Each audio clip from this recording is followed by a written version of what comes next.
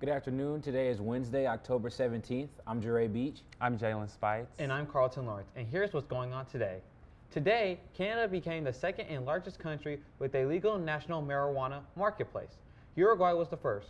Clark, a 43-year-old man, will be among the first to legally sell recreational marijuana when his shop opens at midnight in Newfoundland, Canada's Eastern Points province.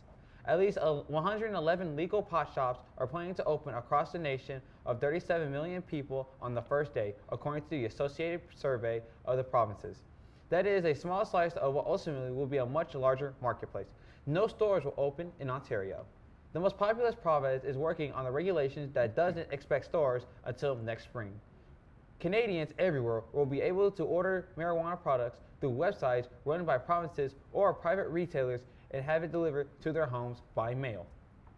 Canada has had legal medical marijuana since 2001, and amid excitement over the arrival of legal recreational pot, many in the industry spent the last days of prohibition on tasks familiar to any retail business, completing displays, doing mock openings, and training employees to use sales tracking software.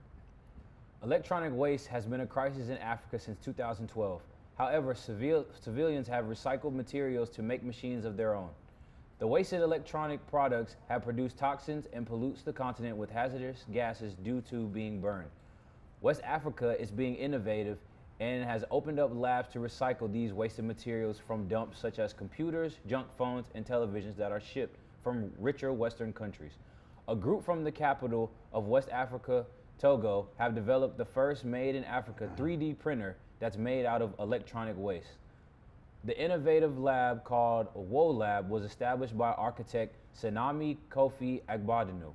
Agbadanu, aged 37, created the 3D machine using pieces from scrap printers, computers, scanners, plus a little more.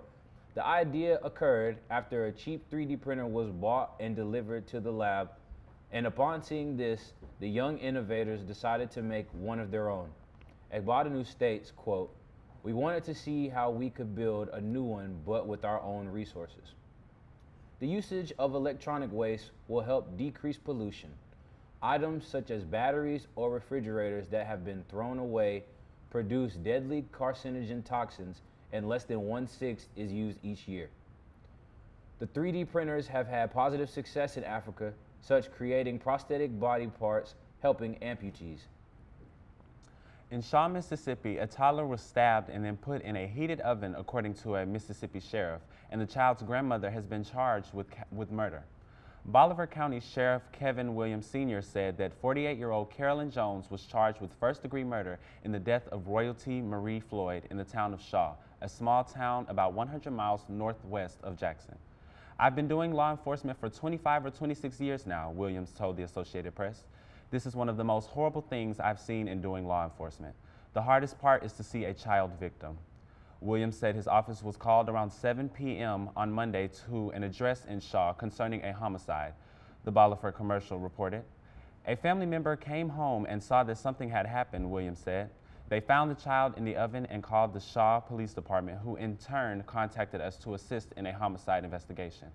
At the scene, we found a 20-month deceased female. The official cause of death is still under investigation, but authorities have reason to believe that the child was stabbed and burned. The child was found inside of the oven in the residence," Williams said. Jones made an initial appearance Tuesday evening before a judge who set bail at $500,000. Jones remained jailed, and it wasn't immediately clear if she had a lawyer who could speak for her. Sheriff's officials said Floyd lived with Jones while Floyd's mother lived elsewhere. The girl's body has been sent to the state crime lab for an autopsy. It is not known if the baby died before or after she was put in the oven. Neighbors said they rarely saw anyone coming in and out of the home. 7 people, including South Korean climbers, were killed on a mountain after a strong storm swept through their camp base, Nepal police said Saturday. A storm Friday night destroyed their camp, and 2 rescue helicopters sent early Saturday were unable to land because of the bad weather conditions on the mountain, said police official Badangder. Villagers who reached base camp Saturday afternoon found the bodies of 4 South Korean climbers, 2 Nepalese guides, and another person yet to be identified, while the search was continuing for 2 more, Badangder said. There were 5 South Korean climbers and 4 Nepalese guides in the camp when the strong storm hit.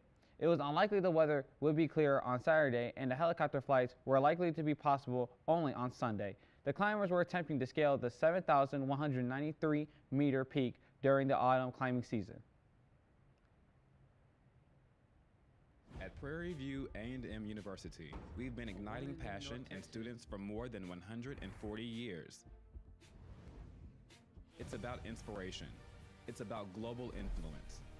It's about self-expression and individuality. It's about trailblazing a path of excellence. It's about engaging in the greater community. Above all, it's about helping you realize your dreams. Ignite your passion. Experience Prairie View A&M University. Be Gucci. Say that. I did. Thank you. Good shit, man. Stop moving. I know. Yeah. Okay. Go ahead. Go ahead. A woman in North Texas that was driving to work had to end up being rescued from the roof of her car. Authorities say that the woman was driving across the bridge that was flooded. The woman ended up being wiped away by a fast-moving creek. Firefighters struggled trying to find a secure and strong enough place to tie up a safety tie, so they swam out to the North Texas native and carried her back to safety. The driver of a BMW smashed into the back of a stalled 18-wheeler at highway speeds on Southwest Freeway in Houston, snarling traffic for 6 miles and several hours Tuesday afternoon, according to authorities. The impact sheared the top of the four-door vehicle when it rear-ended the tractor-trailer around 12:45 p.m. in the southbound lanes near Hardwin Drive, according to police and Texas Department of Transportation officials. At least one person in the wreck was killed, police said, but the person's identity was not immediately known. The 18-wheeler was stalled on the freeway after stopping due to an earlier wreck on the highway, and its driver had just finished placing traffic cones around the truck, police said. The BMW driver then came over the overpass from West Park and slammed into the stalled vehicle. The traffic jam stretched 6 miles and lasted for at least 4 hours as drivers used the West Park feeder road as a detour. By 5 p.m., police cleared the wreck. Texas DOT officials initially believed it would take crews until at least 8 p.m. to reopen the highway. Bethune-Cookman is on the verge of not being an accredited university. This HBCU located in Daytona, Florida has been put on probation due to trouble over finances and multiple current lawsuits over constructions with the new dorm rooms on campus.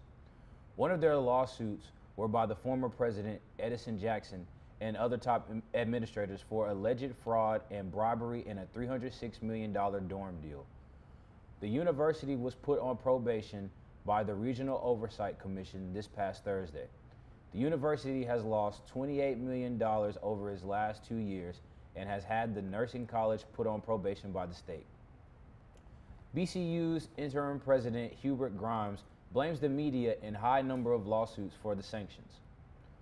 The Southern Association of Colleges and Commissions on Colleges put BCU on the accreditation probation for failure to comply with the following areas of integrity, governing board characteristics, financial resources, financial responsibility, and control of finances.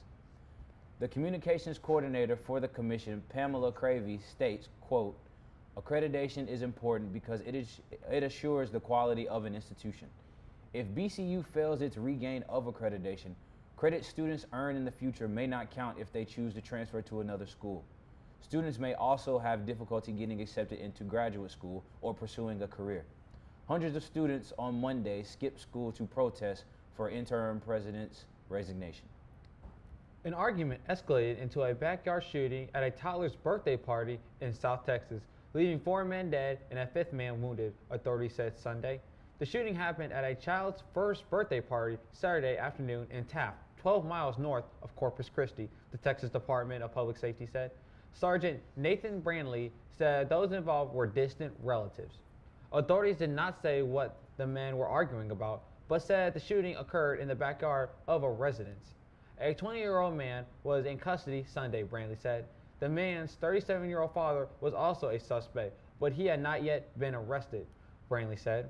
Brandley identified those killed as 62-year-old Juan Espinoza Sr., 20-year-old Juan Sandoval III, 22-year-old Jeremy Sandoval, and 25-year-old Nikki Sandoval. He said the three younger men were Juan Espinosa Sr.'s grandsons. The wounded man, 43-year-old Juan Espinosa Jr., was airlifted to a Corpus Christi hospital. Breenley said that he was expected to survive. A Houston man is in custody after he allegedly stole a police cruiser early Monday morning and attempted to carjack a KPRC-TV news van. The man has been identified as Alex Allen Jenkins, 29. He's been charged with aggravated robbery, unauthorized use of a motor vehicle, and 2 counts of assault of a police officer, according to jail records. A KPRC reporter and photographer say they were stopped at a red light downtown at about 4:40 a.m. when a car sideswiped the news van. The driver then got out of his car and tried to carjack the news van at the intersection of Texas and Charles on the eastern edge of downtown. 2 officers came across the scene as they were transporting a juvenile offender in a patrol car, said Lieutenant Larry Crowdson of the Houston Police Department. They thought they were rolling up on an accident and got out to assist, he said. They discovered the driver assaulting the news crew inside the KPRC van, Crowdson said. When the officers intervened, he started assaulting the police. In the struggle, the man got into the police cruiser and drove away, Crowdson said, dragging one of the officers for a short distance. He traveled north for 2 blocks, then stopped to let out the 16-year-old detainee who was still in the back of the police car. An officer found the juvenile detainee months later, Crowdson said. Police found the police vehicle about an hour later, abandoned near Old Spanish Trail and Produce Row in southeast Houston. The KPRC journalist and one of the officers had minor injuries, Crowdson said. They were taken to a nearby hospital to be examined. Police say Jenkins was detained around 11 a.m. Monday. The low today is 57 and the high is 64. Possible chances of rain, but clear skies are more likely throughout the day. There will be a town hall meeting located at the MSC Ballroom on Thursday. The meeting will start at 6 p.m. So students, if there are any concerns or questions that you have regarding on-campus issues, do not hesitate to attend this meeting and express how you feel. Also, if you are hungry today, the Cooking Queen Mommy Gina is selling chicken and waffles today for $10. The order comes with 3 fried chicken tenders, 2 waffles, topped with fruit, and 2 sides of syrup. Thank you all for watching today's news. You guys have a great Wednesday, and we'll see you Friday.